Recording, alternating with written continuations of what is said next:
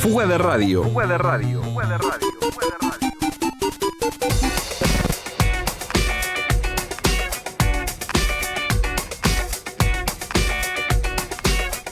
Agua Viva es una pieza escénica basada en la ficción de Clarice Lispector que está con funciones todos los sábados en el MAPI, el Museo de Arte Precolombino Indígena. Estamos con sus directores, Felipe Ipar y Camila Parard, que también es actriz protagonista de la obra. Bienvenidos, ¿cómo están? Buenas, muchas gracias por invitarme y estar acá. Hola a todos, muy bien. Gracias a ustedes por estos minutos.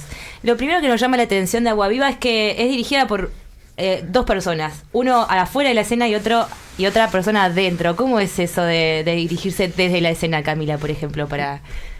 Bueno, ahí fue la gran pregunta del comienzo de este proceso, ¿no? Cómo articular dos visiones sobre la cosa y después cada uno ejecutarlos desde su rol, desde su lugar.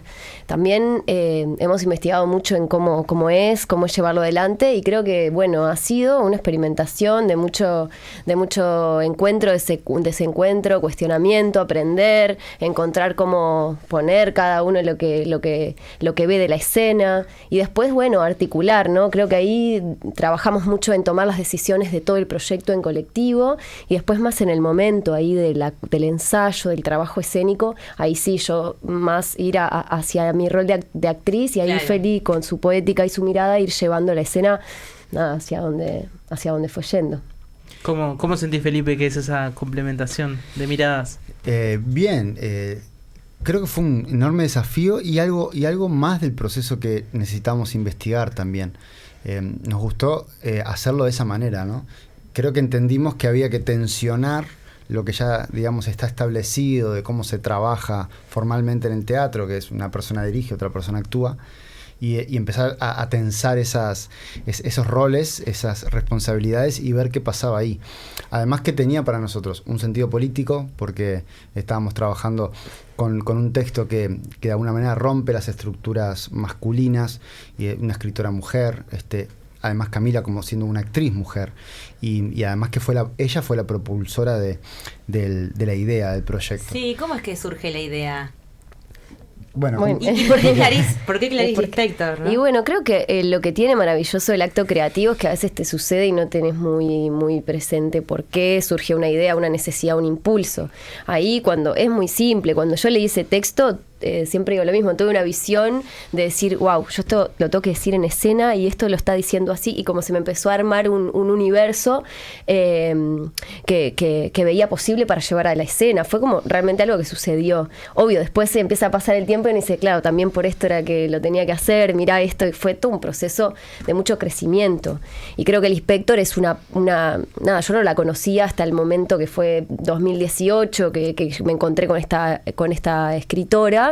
Claro, y es apasionante, o sea, es una mujer muy potente en su escritura, muy revolucionaria y un gran misterio también. Entonces hay algo de eso que me parece que cuando surgió el impulso yo no lo tenía tan claro, pero ahora ha pasado el tiempo y es como nos habilitó tanto el trabajo, esta mirada, hay un montón de aristas que habilitó esta forma de escribir, esta forma de nombrar, y el desafío fue, y la aventura también, cómo esto que está pensado para un papel, para una experiencia íntima de un lector como una cuestión mucho más íntima, cómo abrir esto a decir, bueno, ahora es un acto compartido, es un convivio entre un montón de elementos, y cómo, que ahí fue el gran trabajo de levantar todo este universo del papel a una posible tridimensionalidad. Claro, ¿no? Que no solo dramaturgia, implica también todo el diseño escénico, bueno, eso, la puesta en escena. Sí, toda la puesta en escena, que viene de la investigación, lo mismo que me preguntaban al principio, ¿no? O sea, creemos que sin investigar es imposible hacer teatro, como que partimos un poco de esa premisa, o no queremos hacerlo sin investigar. Entonces los procesos de investigación, de experimentación, te van llevando a conclusiones, te van llevando a preguntas, te van llevando a perderte, y así es que fue apareciendo. Cómo dirigir juntos, cómo generar un espacio escénico, cómo generar la música, el sonido, el vestuario, y bueno, obviamente acompañados con un tremendo equipo que se puso a trabajar a la par nuestra, y a investigar y a entender la responsabilidad que tenía el proyecto. Es interesante esto que nos cuentan de cómo lo abordaron, porque además de alguna manera siempre se habla, ¿no?, de Clarice Lispector como una artista difícil de poder encarar, como muy compleja incluso de encasillar en un estilo. Ustedes capaz que hicieron de esa dificultad una fortaleza, ¿no?, a la hora de poder hacer el trabajo. Sí, y creo que también escuchándote, claro, lo que sucede es que la dificultad de comprender al Lispector, a mi entender, tiene que ver por una necesidad racional, lógica, de una impronta de concebir el mundo que tiene que ver que pase por nuestro entendimiento, por nuestro intelecto, por comprender. Ejemplo, una historia, una novela, va a empezar, va a pasar algo, va a terminar en un lugar, ¿no? Hay algo que el cerebro, que la percepción hace decir, esto lo entiendo. Sí, los tópicos esperados. Exacto, pero acá ella lo que hace en esta escritura es romper eso, y en realidad lo que genera es una experiencia. Y entonces creo que el trabajo fue traducir eso a la experiencia y, como decía Felin, todo el equipo trabajando colectivamente, cruzando, entendiendo intuitivamente el material, o trabajando mucho con lo que nos hace sentir, con lo que nos genera. Es decir, cómo esta experiencia, ¿qué genera a nivel plástico? Claro. ¿Qué genera a nivel, no sé, textil de las prendas que va a usar esta actriz? Como que se abrió más un campo creativo, intuitivo, instintivo también, que lo habilita Lispector, y entonces, claro, se condensa en una experiencia más que en una obra teatral desde una mirada más clásica. Como que ahí también fue y está siendo, por lo menos a mi entender, muy generosa ese impulso por lo que está trayendo a lo escénico, ¿no? Sí, además Lispector tiene algo que, más allá de algunas premisas muy filosóficas que son muy abstractas, tiene unas imágenes que son brutales. Y eso te motiva, no sé, te dan ganas de levantar ese mundo que como decía Cami, en el teatro está bastante lejano, ¿no? De repente en el cine yo creo que Lispector está más cercana a Avatar y a este tipo de las crónicas de Narnia, ¿no? Nos lleva a unos universos fantásticos a veces que, claro, te dan ganas de hacerlos imagen. En el teatro eso es como, bueno, imposible. Entonces ahí es donde también todos los roles empiezan a encontrar una fascinación, porque cómo hacemos un vestuario, cómo hacemos el sonido, bueno, si ella te dice que entra en un universo de lianas, de colores, de palabras, el sonidista, por ejemplo, que es Enzo Borincic, empezó enseguida a trabajar entusiasmado.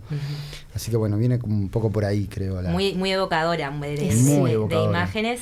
Y bueno, un despliegue muy sensorial también. De hecho, llama la atención en los créditos esto de que no es el clásico diseño escénico, ¿no? Aparece uno que es arquitectura del espacio, diseño de iluminación, como todas bien separadas, los rubros de las disciplinas más plásticas, digamos. Sí, y trabajando muy colectivamente, digo.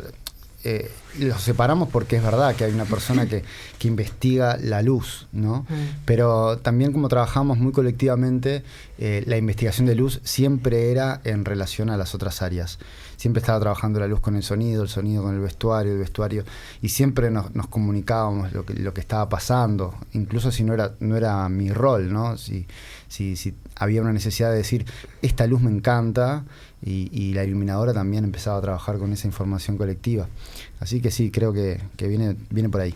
Cuando les preguntábamos hace un ratito cómo fue el surgimiento, por ahí decían que bueno, a veces son como devenires que no están tan claros, pero sí hay algo que está bien, hay una ligadura bien fuerte con respecto, por ejemplo, a sus pasados personales, ¿no? Que ambos tienen un vínculo con Brasil, y que en este caso también se vincula con Clarice Lispector. Total. ¿Qué nos pueden contar de eso? Bueno, y además también, obviamente, el impulso de trabajar juntos, ¿no? Que eso fue también un poco lo que convoca al proyecto, que es que cuando yo me encuentro con Lispector, pues la aventura mía fue un viaje porque yo me fui a Brasil y, no sé, estaba en un momento de la vida, fue tipo, me voy a otro lado a buscar ni idea, como esos impulsos que después terminan cerrando de esto de por qué lo hago, porque estoy acá.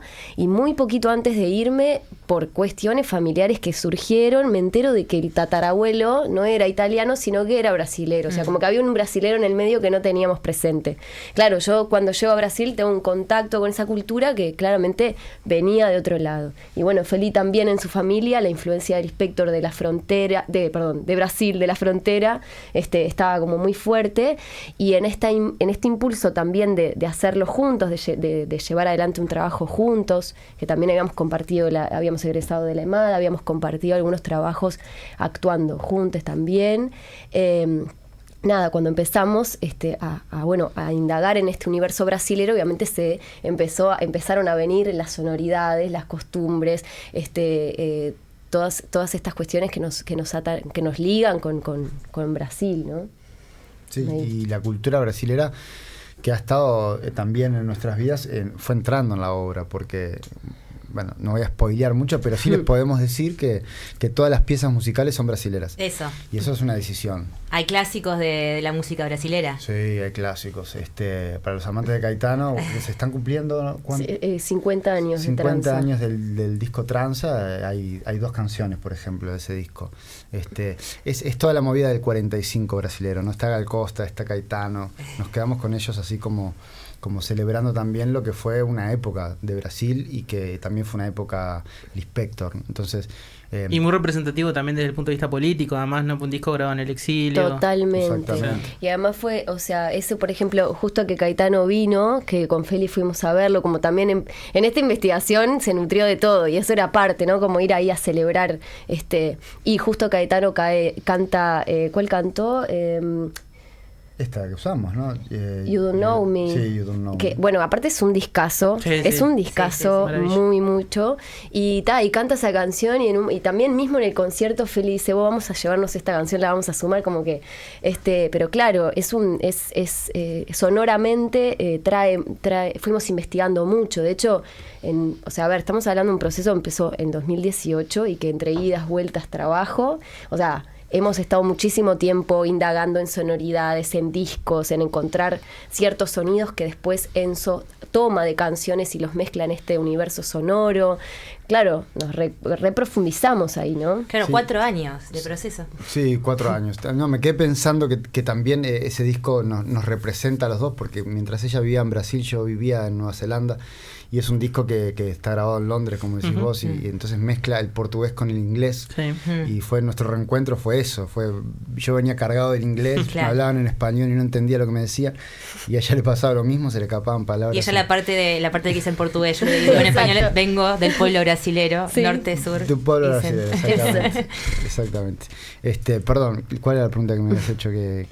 No, había resaltado eso de que eran 4 años de proceso. Total. Que se empezó, me imagino, por la adaptación dramatúrgica de la obra. Sí. Y siguieron con todo el resto de los elementos, digamos. Total. Y aparte que, de hecho, hasta el día de hoy pasó tanto tiempo, fue muchísimo trabajo, el trabajo mutó, volvimos, nos distanciamos un tiempo del trabajo y ahí que... Hicimos una obra en el medio. Hicimos otra obra en el medio. Que derivó de esta, porque se llamó El mito de una mujer sin... Un spin-off. Sí, exactamente. Es que como dice el Lispector, que también a mí me encanta eso, es como si siempre estuvieras trabajando en la misma obra, que ella lo trae mucho, ¿no? Esto de, siempre estoy trabajando en lo mismo, que va derivando en una cosa u otra, pero al final es como tu propia vida en el arte, preguntándote, fracasando, volviendo, y sí, y en realidad la adaptación escénica, que en realidad fue un trabajo que en su momento Feli hizo, después yo hice, después lo pusimos, ya a esta altura es como, hasta el día de hoy hablamos de cómo esos primeros pasos, cómo fueron. Lo que sí estuvo muy claro es que en el libro Agua Viva, la anécdota es una una pintora que se está poniendo a escribir y le escribe a un otro. Y entonces por ahí va. Y nosotras lo que hicimos fue decir, ahora esta escritora, pintora va a ser una actriz y está actuando esta obra, y a quien les habla es a las personas que están ahí o a sí misma, y ahí va como ese juego dramatúrgico que hicimos, esa adaptación. Claro. Y después también, porque obviamente había frases que son espectaculares, que decís, qué frasún, y después estábamos en el ensayo, es tipo, ¿cómo se levanta esto en el teatro, ¿no? que ahí me parece el desafío también fue que tenga un sentido hacerlo escena, porque si no nos quedamos con el texto escrito, ¿no? Sí, y luchamos mucho con nuestros propios prejuicios del teatro también, ¿no? De no queremos hacer lo que no nos gusta ver, ¿no? Y claro, El Inspector era muy difícil en ese sentido, porque no me acuerdo, la frase que sacábamos, aquella de por la límpida abstracción de Estrella de lo que se siente, que en un momento la queríamos decir, pero hasta que fue imposible, dijimos no porque vamos a hacer el teatro que no queremos. Tiene lo otro así muy particular es que las funciones son en el MAPI. Exacto. ¿Cómo surge la idea de que sea en el MAPI, Agua Viva? Y como el Inspector va escribiendo una frase con otra, así fuimos llegando nosotros a las cosas. Y en un momento, cuando retomamos el proceso, porque entre medio estuvimos haciendo espectáculos personales que no tenían que ver con esto, cuando nos reencontramos, sentimos que había algo en esto de ir a una sala de teatro que no era, porque nos preguntábamos salas y decíamos, a esta, no, sabes que no la veo en esta, ¿no? Y en esta tampoco, y en esta otra tampoco, pero entonces no hay salas en Montevideo para hacer Agua Viva, y ahí vino la pregunta de si la hacemos en un museo, y pensamos esto como una instalación, y wow, dijimos, sí, y lo más importante fue esa motivación, ¿no? De sentir que con esa idea había nacido las ganas de reencontrarse con el proyecto. Y ahí apareció el MAPI gracias a nuestra productora maravillosa que se contactó con el MAPI, y nosotros que somos muy ligados también a todo el indígena, nos encanta la cultura ancestral, enseguida dijimos maravilloso. Sí, además también en esta búsqueda de la experiencia, como que hay algo que sucede cuando en la elección de un espacio que también ya está contando sobre la obra. Obviamente no es la misma la experiencia que tenés cuando vas a una sala grande, a una sala pequeña, cuando vas a una obra de teatro en una casa, cuando la ves en la calle, como que ya hay una predisposición desde de antes que te está invitando a una experiencia. Y claro, el MAPI ya de plano, o sea, además de ser un museo hermoso, un lugar hermoso que sigue como cultivando y sosteniendo la cultura indígena y todo lo latinoamericano, bueno, nada, entras, tiene esas escaleras y tiene unas salas hermosas, y ahí fuimos como también tomando esto para construir esta experiencia Agua Viva. De hecho, eso, cómo preparar, cómo disponer al público para llegar, para hacerle entender a lo inconsciente que es como, capaz que esta vez no vas a sentarte al teatro y vas a ver una obra como siempre, porque la obra ya de plano tiene otras cuestiones que necesita, ¿no? Justo después de la función del sábado, un amigo decía, bueno, cuando entiendo el pacto de que yo acá capaz que no vine a entender tanto, sino que vine a sentir, a vivir otras cosas, ahí es como, y creo que hay algo del espacio que también nos dio eso.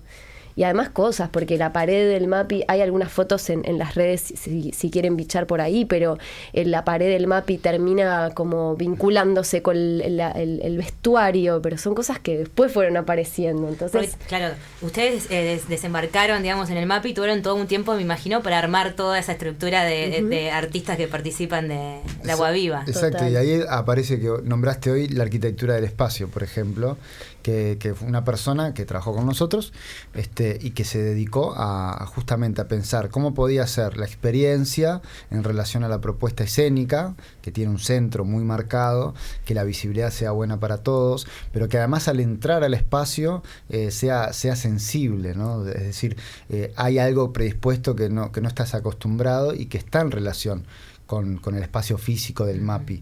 Además, obviamente, con la memoria, porque hay allí nuestro espacio escenográfico, que ustedes capaz que también lo han visto en las redes.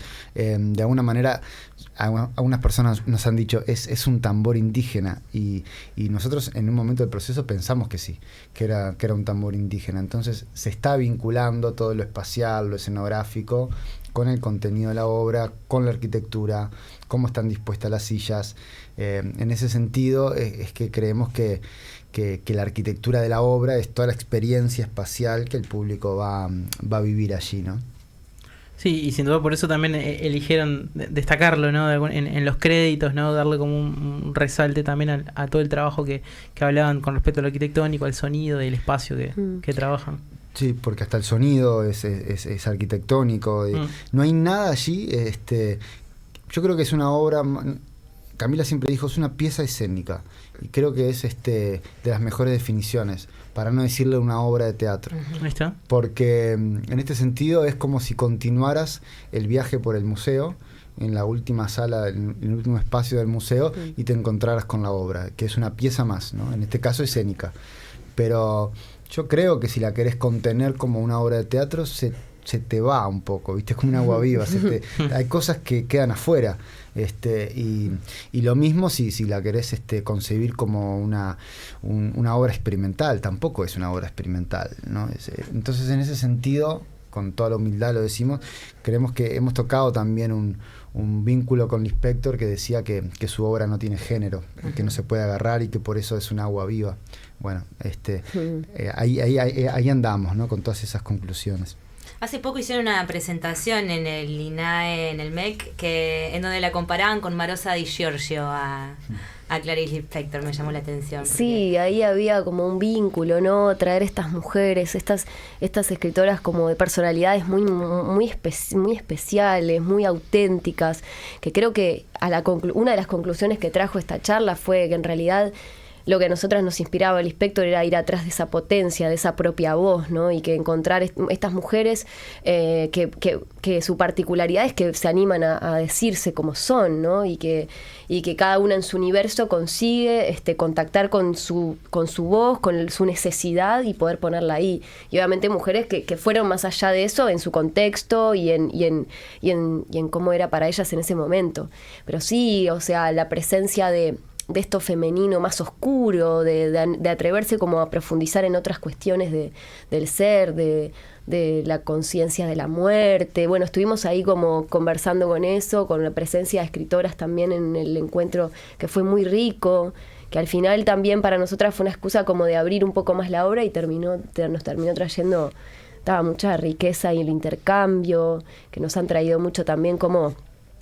para nosotros en nuestra generación, cómo también contactamos con esta Lispector, ¿no? Cómo se empieza a hacer el puente generacional. Claro, más de actualidad. Exacto, y cómo es para nosotros ahora. Y son tanto Marosa, Lispector y otras tantas escritoras que han puesto sobre la mesa otras cuestiones, ¿no? Que hasta ese momento no se nombraban. Y por eso me parece ahí la... Y esto también de permitirse ser, que también aflora... una irreverencia permanente al mundo, ¿no? Estas mujeres que tienen, no es que sean oscuras, es que se permiten ser lo que son, y que si todos nos permitiéramos ser lo que somos, probablemente aflora tanto la luminosidad como la oscuridad de la persona que somos. Y en Lispector se reconoce, por lo menos en los videos ahí que ves, se reconoce una mujer que está conectada consigo misma, con las cosas que le parecen importantes, y las que no le parecen importantes ni siquiera las toca. No es ni siquiera una mujer que está adoctrinando de lo que está mal en el mundo, sino simplemente no le hace caso a ese mundo que para ella no tiene sentido, ¿no? Entonces no te habla con esas palabras, no te responde una pregunta, sino desde el lugar auténtico que a ella le parece. Y Marosa me parece que lo mismo, ¿no? Una mujer que si se puede tomar un whisky a las 10 de la mañana... y lo hace, y no anda con moralidades, ni lo hace para que vos la veas como una rocker, ¿verdad? Claro. No es una postura artística, sino me parece mujeres auténticas. Agua Viva, los sábados a las 18:30 en el Museo de Arte Precolombino e Indígena, sobre la calle 25 de Mayo, 279. ¿Hasta cuándo hay tiempo para verla? 16 de septiembre. Sí, 16 de septiembre. 4 funciones. Las entradas nos pueden escribir a aguaviva.entradas@gmail.com, que esa es la vía de comprar las entradas. Tenemos el Instagram también, que es aguaviva.obra, y contarles que hoy, lunes, y mañana martes, si nos escriben, estamos teniendo una promo que son 2 entradas por 700 para ahora el fin del feriado. Los que se quedan en Montevideo, que se vayan a ver Agua Viva. Están avisados. Sí, 6:30 de la tarde, ahí les esperamos. Buenísimo. Felipe Ipar y Camila Parard, muchísimas gracias por estos minutos. Gracias a ustedes, un gusto. Un placer, gracias. Directores de Agua Viva. Ya volvemos con el cierre de Fuga Radio. Si se hubiera quemado el Museo del Prado, ¿qué hubiera salvado usted? Pues yo hubiera salvado el fuego. Fuga de radio. Fuga de radio. Fuga de radio.